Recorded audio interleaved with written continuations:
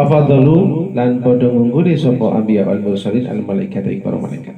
Ismatuhum, sifat ismahnya mereka, sifat ismah, sifat maksum. Kan kita dengar ya, ada pernah dengar maksum ya?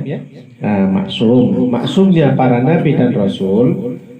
Maksum artinya terjaga. Terjaga dari apa? Terjaga bukan melek. Ini ada orang tidur, ada satu lagi terjaga. Bukan, maksud terjaga di sini adalah sifat terjaga dari dosa. Semisalnya malaikat adalah sama kayak malaikat, artinya tidak punya dosa. Para nabi dan rasul, meskipun mungkin kita melihat ada kesalahan-kesalahan pada diri mereka, kita tidak boleh menganggap itu dosa.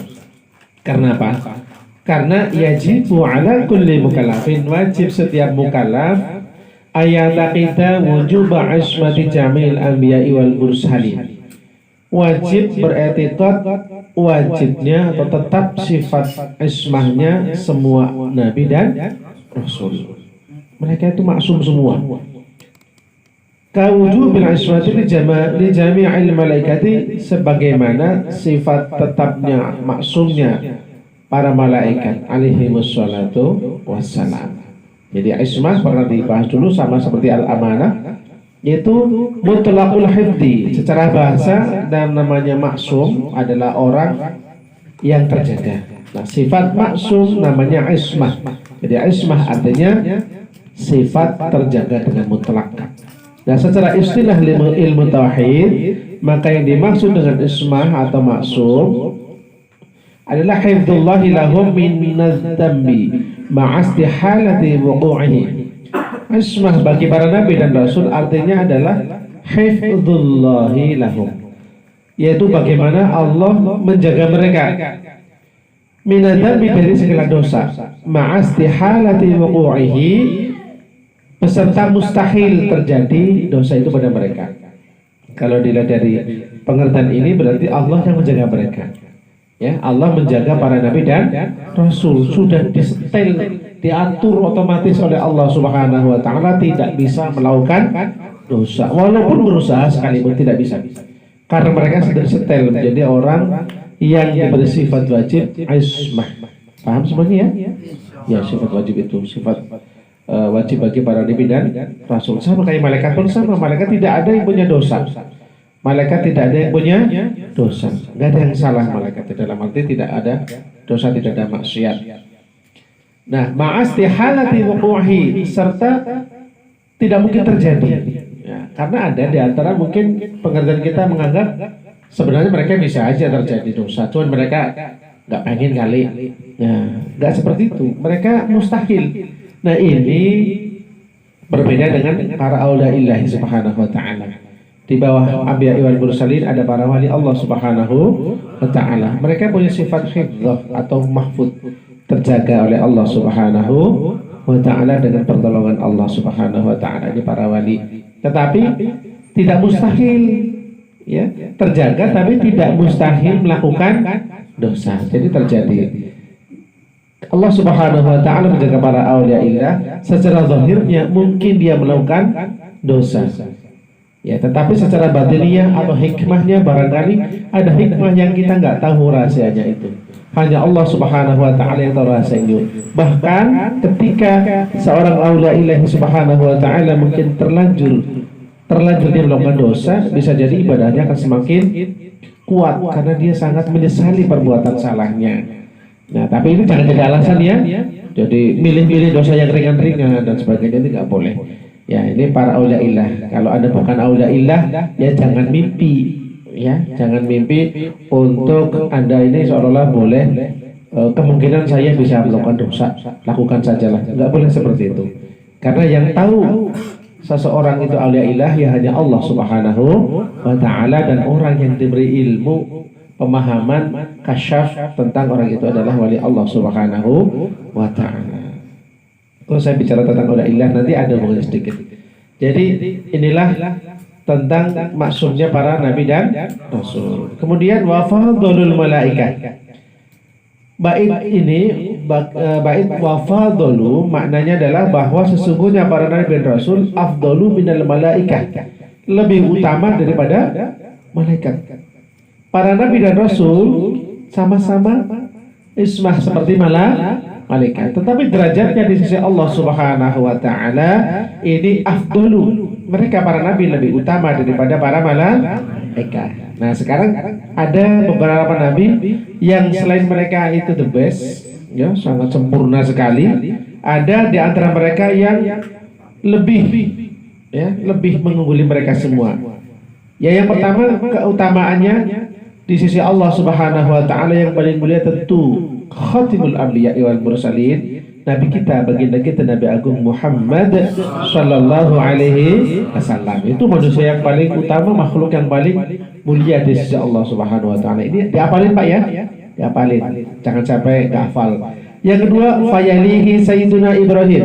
Yang kedua, Sayyidina Ibrahim alaihis salam. Yang ketiga, Sayyidina Musa. Sayyidina Musa kalimullah.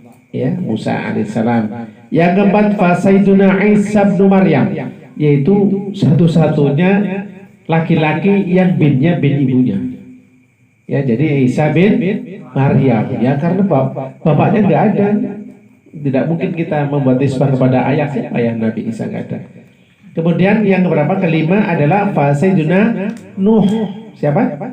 Nabi Nuh alaihissalam. Jadi pertama paling mulia adalah Nabi Muhammad sallallahu alaihi wasallam, Nabi Ibrahim alaihissalam, Nabi Musa alaihissalam, Nabi Isa alaihissalam, dan Nabi Nuh alaihissalam alaihi wassallam ajma'in.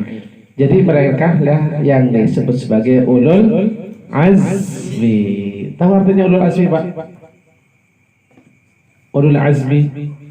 Ulul azmi artinya adalah para nabi dan rasul yang mempunyai keunggulan, kehebatan dalam bersabar dan memikul beban. Artinya mereka manusia-manusia yang selain sebagai nabi dan rasul, ujian mereka itu lebih besar. Yang paling besar siapa? Nabi kita Muhammad sallallahu alaihi wasallam paling besar. Masya Allah ya. Fayajibu ma'rifatu tartibi haula'il khamsah. Maka kita wajib mengetahui urutan yang tadi 5 ya. Nah, jadi itulah tentang sifat ismah dan tentang lebih utamanya dari para malaikat. Kemudian kalau kita pengen tahu siapa lagi sih makhluk Allah Subhanahu wa taala setelah para nabi dan rasul, maka selanjutnya adalah Baqiyatul Anbiya, Baqiyatul Rasul, yaitu para rasul yang lain selain para ulul azmi tadi. Berarti selain itu, ya. Nah, kemudian siapa? Tumal Anbiya ghairur Rasul, yaitu yang selanjutnya yang tingkat yang ketiga adalah para nabi yang bukan rasul, hanya nabi saja dan bukan seorang rasul Allah, hanya nabi. Nah, kemudian semua setelah itu baru ru'usaul malaikah, baru para pemimpin malaikat. Ru'us kan banyak. Kalau Rais satu, Rais satu orang berarti. Ru'us berarti banyak. Di antaranya malaikat yang besar-besar yang pokok-pokok yang kita wajib mengetahuinya adalah contoh malaikat Jibril, Mikail, Izrail, Israfil dan seterusnya ya. Kemudian ada lagi namanya Hamalatul Arsy, malaikat yang memikul arsy ya. Arsy Allah Subhanahu wa taala dipikul sekarang masih dipikul oleh 4 malaikat. Nanti kalau wujud hari kiamat terjadi, maka Allah Subhanahu wa taala memperkuat mereka bi arba'atin ukhra, dengan 4 lagi. Jadi nanti kalau kiamat yang mikul arsy menjadi 8 tambah lagi. Ya, ini Allah Subhanahu wa taala sudah menentukan itu. Kemudian wakal karubiyin. Kemudian di antara malaikat-malaikat yang ru'us atau yang pokok adalah karubiyin, yaitu malaikat karubiyin. Siapa mereka? Mereka adalah malaikatul hafuna bil arsy ta'ifuna bihi, yaitu para malaikat. Kalau tadi kan memikul, nah sekarang hafun atau karubiyun, yaitu malaikat yang mengelilingi arsy. Mereka bertawaf mengelilingi arsy. Mereka disebut sebagai malaikat karubiyun atau al-hafuna bil arsy. Nah, kemudian Siapa lagi? Summa, setelah para malaikat, summa auliaul bashar ghairil anbiya. Kemudian para wali Allah Subhanahu wa taala dari bangsa manusia.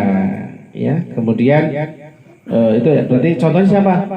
Itu yang jelas sekali Sayyidina Abu Bakar As-Siddiq, Sayyidina Umar bin Khattab, wabaqiyatus sahabat dan para sahabat-sahabat yang lain.